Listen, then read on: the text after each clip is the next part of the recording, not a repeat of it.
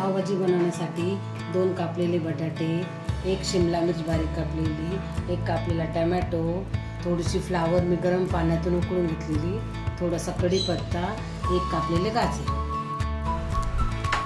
Cut केलेल्या सर्व भाज्या आपण त्या कुकरमध्ये टाकून 1 ग्लास पाणी टाकून थोडंसं मीठ टाकून 4-5 शिट्ट्या घेऊन शिजवून घेऊ.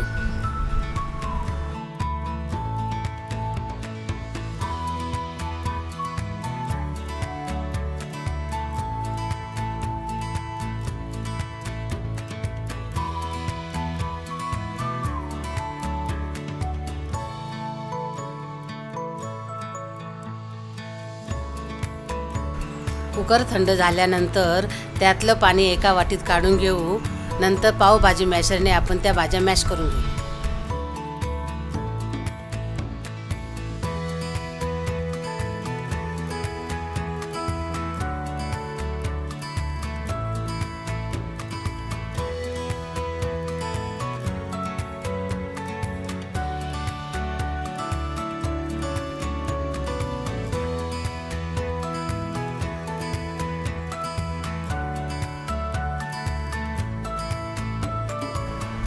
भाज्या चांगल्या मॅश झाल्यानंतर आपण काढलेलं पाणी पुन्हा त्याच्यात टाकून घेऊ.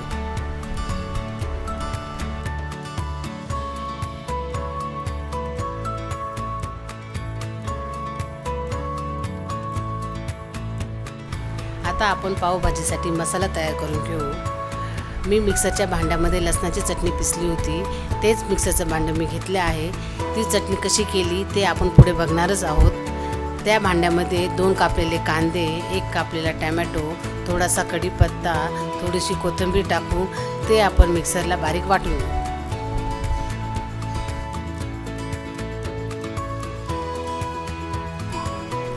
मिक्सरला वाटून झाल्यानंतर या पद्धतीने मसाला तयार होईल. कढईमध्ये अर्धी वडी बटर टाकून त्याच्यात 4-5 चम्मच तेल टाकून ते बटर आपण वितळवून घेऊ.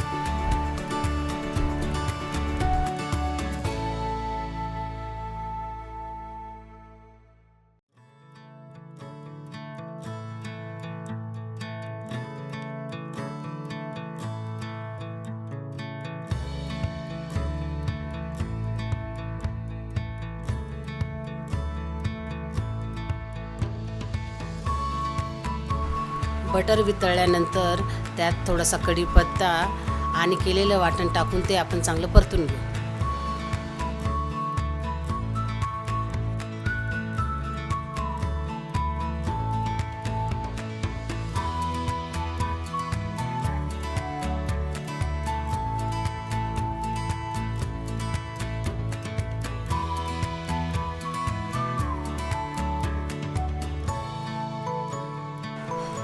मसाला चांगला परतल्यानंतर अर्धा चम्मच हळद, 1 चम्मच अद्रक लसूण पेस्ट टाकून ते आपण चांगलं परतून घेऊ.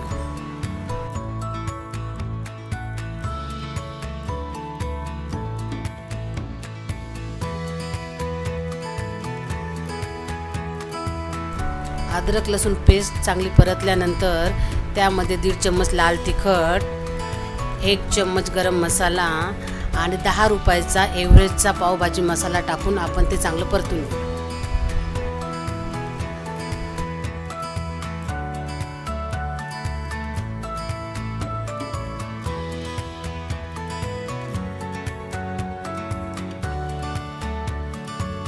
मसाला चांगला परतल्यानंतर त्यात थोडेसे पाणी टाकून ते मिक्स करून त्याच्यावर थोडंसं झाकण ठेवून 2 ते 3 मिनिटं वाफवून घेऊ.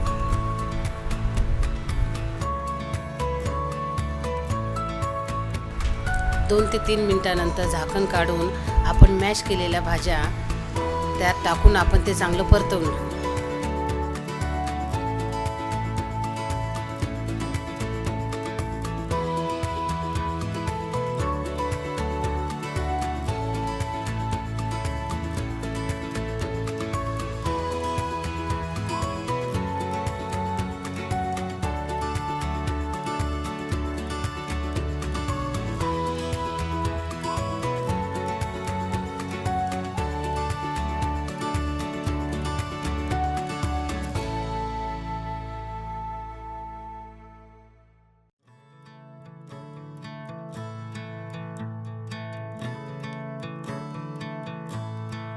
आपण भाजी शिजवताना थोडंसं मीठ टाकलं होतं, त्यानुसार आपण याच्यात मीठ टाकून थोडंसं पाणी टाकून ते आपण चांगलं उकळून घेऊ.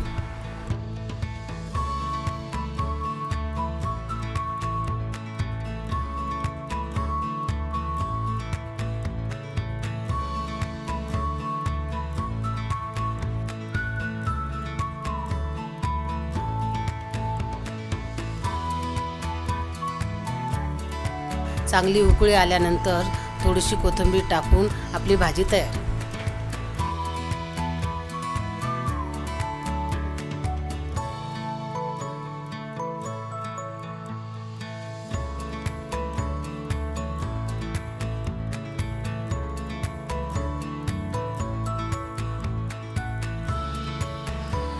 आता आपण लसणाची चटणी तयार करू. लसणाची चटणी तयार करण्यासाठी मिक्सरच्या भांड्यात 10-12 ओल्या लाल मिरच्या, थोडासा कढीपत्ता, 10-12 लसणाच्या पाकळ्या, अर्धा चम्मच जिरे आणि चवीनुसार मीठ टाकून आपण ते मिक्सरला बारीक वाटून घेऊ.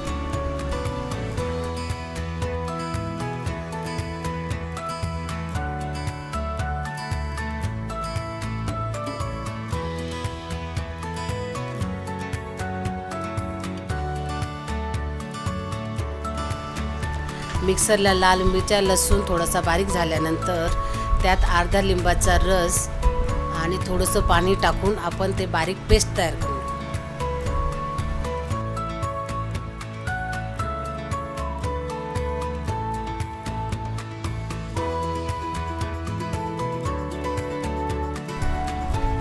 मिक्सरला बारीक वाटून झाल्यानंतर त्याला आपण फोडणी देऊ. थोडंसं कढईमध्ये तेल टाकून त्यात पिसलेली लसणाची चटणी टाकून आपण ती परतून घेऊ. या पद्धतीने आपली लसणाची चटणी तयार.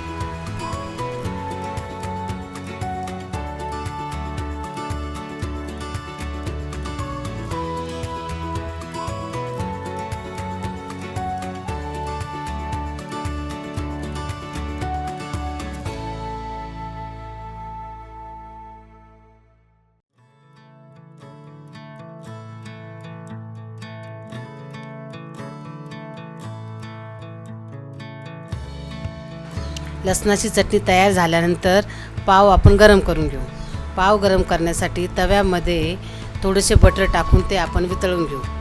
त्यात थोडासा लाल तिखट टाकून पाव आपण गरम करून घेऊ.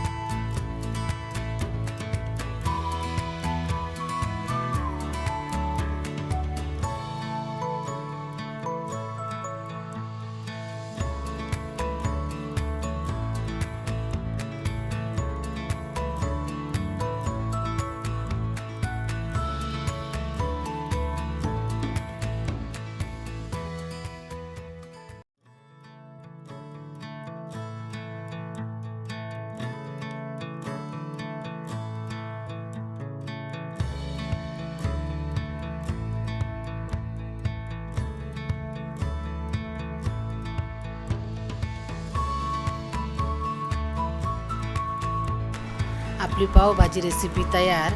माझी रेसिपी आवडल्यास लाईक, शेअर, कमेंट, सबस्क्राईब करा. धन्यवाद.